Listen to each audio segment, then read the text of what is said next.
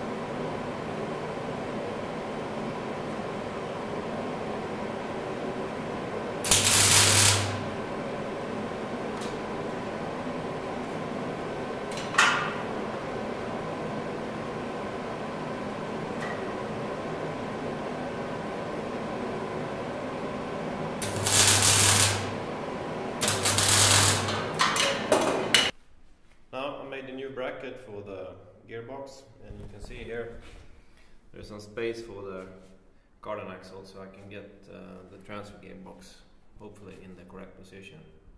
And now I will remove this support I made just to keep the bracket in position, and I will cut that away, and then I will try to fit the transfer gearbox. Yes, now my idea is to put this tube underneath support for the gearbox, and then I can also put some small tube beneath here, and this will also be support for the skid plate. I can make some brackets so I can bolt it underneath, and also when I push this transfer gearbox I can put a bracket here. And I will put another tube where the second fitting point for the transfer gearbox will be somewhere around here in the back.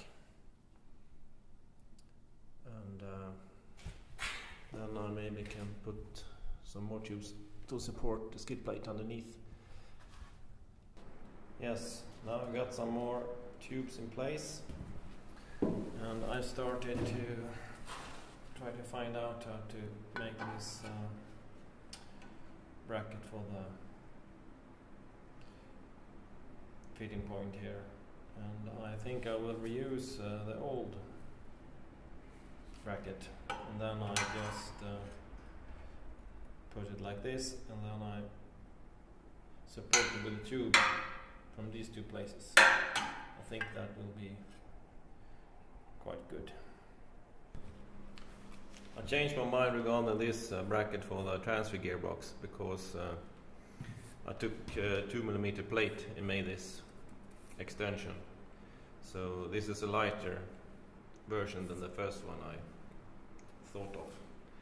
Now it's time to start on the other side, and I will use these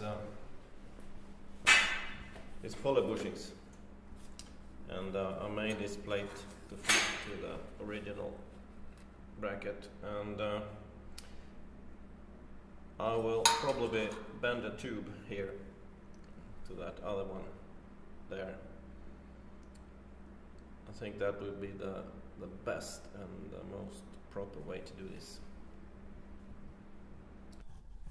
Now I'll take the first piece of this bracket, and you can see the bushings on each side, and now we'll make these tubes to fit the poly bushings and their brackets. I will clean this up a bit. I have these angles and it's will be so much stronger if you put them there. Well, I'm grinding and welding, and now I will just tack this together and tack the brackets on these tubes, and then it's finished. Now it's time for the trailing arm mount, and I made these before, as I showed you in my sketch, and I also grinded because they are a bit arced to fit the frame, as you can see there. So I will tack them together both in the front and rear, and then I can see if they fit. Well, here you can see all the pieces, and this is the correct spacer. So I can bolt them together here and then tack all the pieces together and see if they fit. So I think I will make one and then see if it fits. Yeah, I tacked it together, and here you can see, I think that's, oh, you can't see, now we can see. Almost a perfect fit. So I think I weld them all together, and then I just tack them and see how things look. Here we have the brackets, both for the front and rear. Yeah. I welded the trailing arms and the brackets, and I will do some reinforcements there. I also measured the rear axle and it's in position, and I will tack these studs as I did in the front, so I get them, it doesn't move. And then I will fit these plates I made before on the axles and the trailing arms, and I'll see if I can get it also the rear end in place.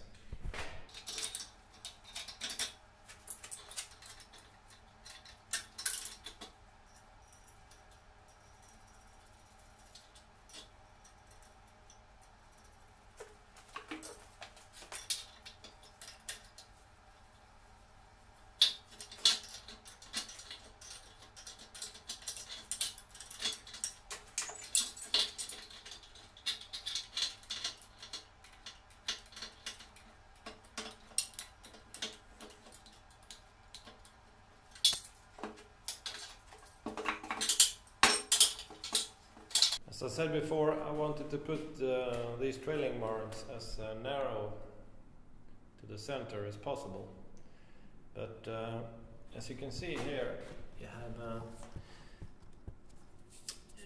have some wider dimension here,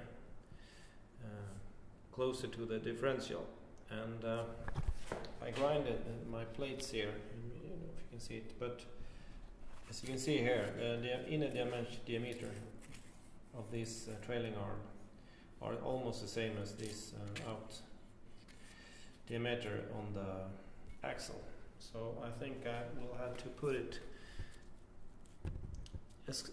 almost here, so it doesn't collide if it starts flexing. So there's a bit of an issue.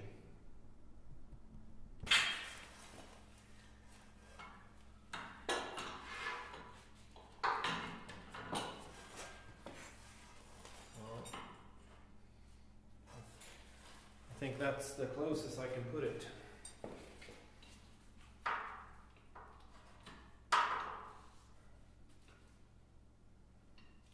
Well,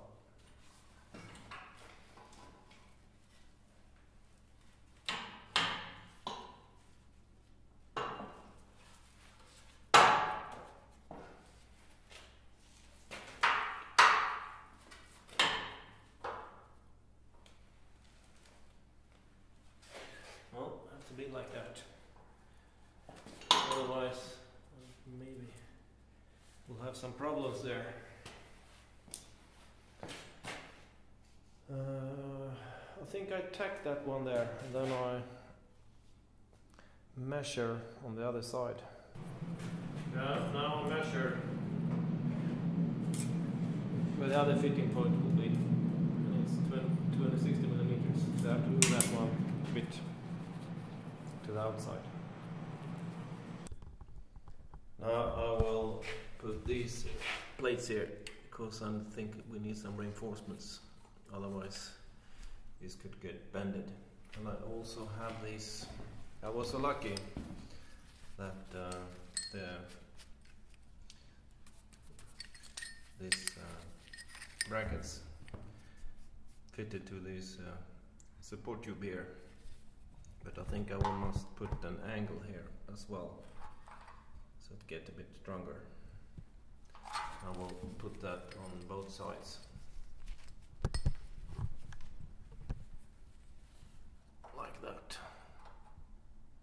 And also I do the same in the front here.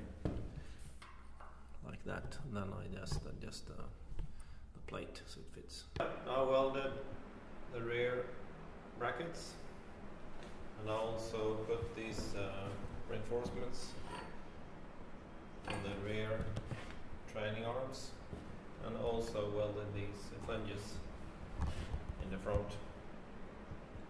And now I will put the suspension in the rear. Time for the suspension in the rear, and this is maybe a strange solution, but I've done this before, and these are from Mitsubishi Galant, and you can also, as I ordered new shocks, so I will exchange them, and they sit in the rear of the Mitsubishi, and these, as I said, works very well. I used them before in another build, and I will just put them here in a bit of an angle, so I will get as good flexibility as possible. And I already made these brackets, both rear and front, and I will bolt them to the coilover, or what you want to call it, and then I tack it to the axle, and then I build this upper frame for it. Now I've tacked the coilovers, and it starts to look quite nice, I think. And I also tack them in the front. And now it's time for this to build this upper fixture. So I will drill the holes, and then it's the same both in the front and the rear. And then I will try to measure so I get them in the exact position, and then I will make the suspension tower. Yeah, I've done these plates now, and now I'm thinking how to build this tower. And I think I will use square tubes, and then make it to this, from each side, a bit angled. And then I lay them like this to that one, and then I build it together with the other side. I think that will look the most, the neatest way to make this. I made this bridge where I can bolt both coilovers to, and now I will take these tubes and just mark and cut so I can get it in place. And here I will, maybe you can see down here, I will weld it to the inside, to this big tube, which is the main frame. And then I can make some reinforcements on the inside here, so I can get it rigid. And I will also make some angle. It will even get stronger. Now it's finished. The main frame for the suspension tower. Now I will make some, I will put a plate here to reinforcements, and also some plate up here.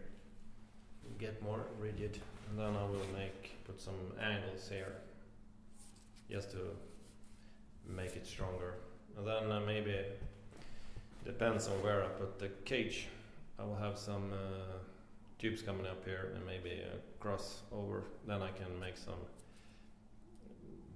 tubes between the cage and this Grand Design. Now the rear end is finished, and as I said before, I will be probably able to make some support from these corners up to the cage. Then it would look like more as what it mentioned to be. But I made these supports out of reinforcements here, plates, so it looks a bit nicer. And also these angles put on both sides. I think it will work well with the. I think it would be quite flexible in the rear. And now I started in the front, and this will be much more easier. I will just place a square tube here, and then 2 supports on each side down to the main frame. And then I can make maybe some reinforcement plates here. And then when I make this, two tubes to support the hood, I will be able to make some supports down to this one also, to get it integrated into the cage. So I will start cutting some more tubes, and then I will just weld it together. Well, it turned out to be like that. I will not do any more with this now, because there will be some tubing coming for the hood and also for the cage. So I will probably be able to do some support from these plates up to the tubes around here. So I will not do any more there. And I also think this will do for this episode. Now I have these for the next. I have these. It's not sway bars. It's called pannastag in Swedish, to keep the axles in from center to center. And I also think I need to do some modification of this arm here. And I will probably exchange this to one with servo. I have one from the Gimli, so I will exchange that one, so it will be easier to steer with bigger wheels. So, thank you for this episode. I hope you enjoyed, and I welcome you back to the next one. Bye